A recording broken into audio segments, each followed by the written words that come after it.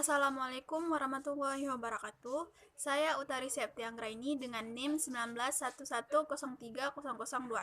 Nah, di sini saya akan membuat resume yang diberikan oleh Pak Ilham Zulfahmi mengenai webinar pencegahan plagiasi dengan judul membudayakan cek plagiarisme sebagai wujud integritas akademisi.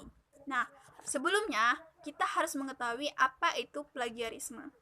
Nah, menurut Peraturan Menteri Pendidikan Nomor 17 Tahun 2010 yang dimana plagiat adalah perbuatan sengaja atau tidak sengaja dalam memperoleh atau mencoba memperoleh predikat atau nilai untuk suatu karya ilmiah dengan mengutip sebagian atau seluruh karya atau karya ilmiah pihak lain yang diakui sebagai karya ilmiahnya tanpa menyatakan sumber secara tepat dan memadai.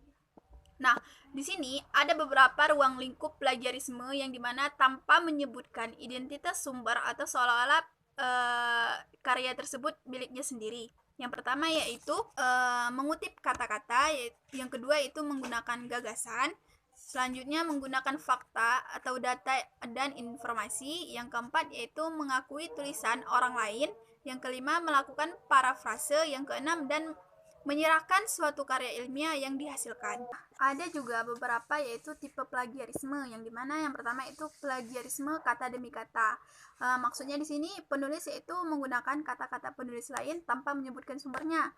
Yang selanjutnya itu ada plagiarisme atas sumber yang dimana penulis menggunakan gagasan orang lain tanpa memberikan pengakuan yang cukup atau tanpa menyebutkan sumbernya secara jelas. Yang ketiga ada plagiarisme kepengarangan yang dimana penulis mengakui sebagai pengarang karya tulis karya orang lain.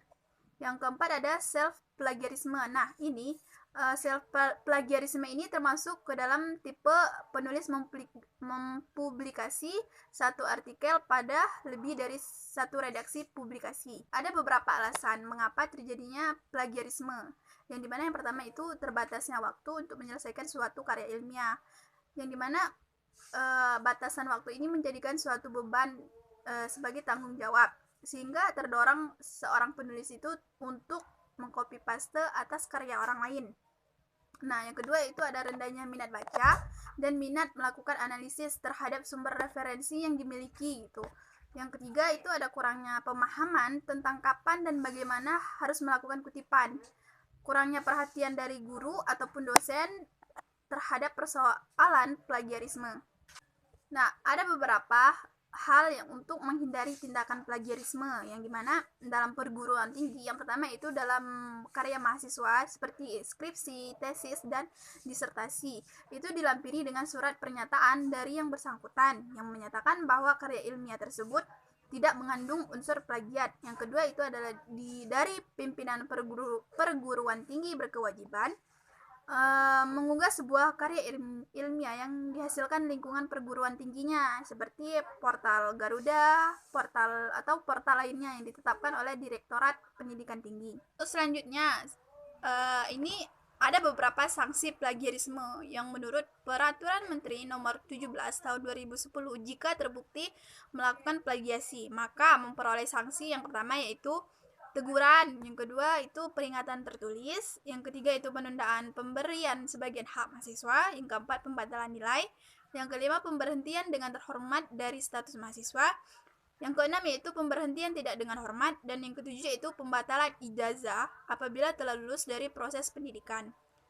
Dan untuk Undang-Undang Nomor 20 Tahun 2003 mengatur sanksi bagi orang-orang yang melakukan plagiat khususnya yang terjadi di lingkungan akademik, yang dimana sanksi tersebut adalah sebagai berikut dalam pasal 25 ayat 2. Lulusan perguruan tinggi yang karya ilmiahnya digunakan untuk memperoleh gelar akademik, profesi atau vokasi terbukti merupakan jiplakan dicabut gelarnya.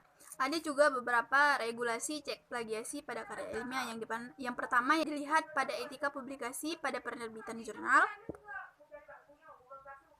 Yang kedua yaitu lihat juga deskripsi tanggung jawab editorial board, dan yang ketiga itu melihat alur proses artikel sampai terbit. Nah, selanjutnya itu ada beberapa platform atau aplikasi dalam cek plagiasi seperti itu ada Google, yang kedua ada Smalsy Tools, yang ketiga itu ada Turnitin, yang kelima ada Authenticate, Yang kelima ada plagiarism checkers.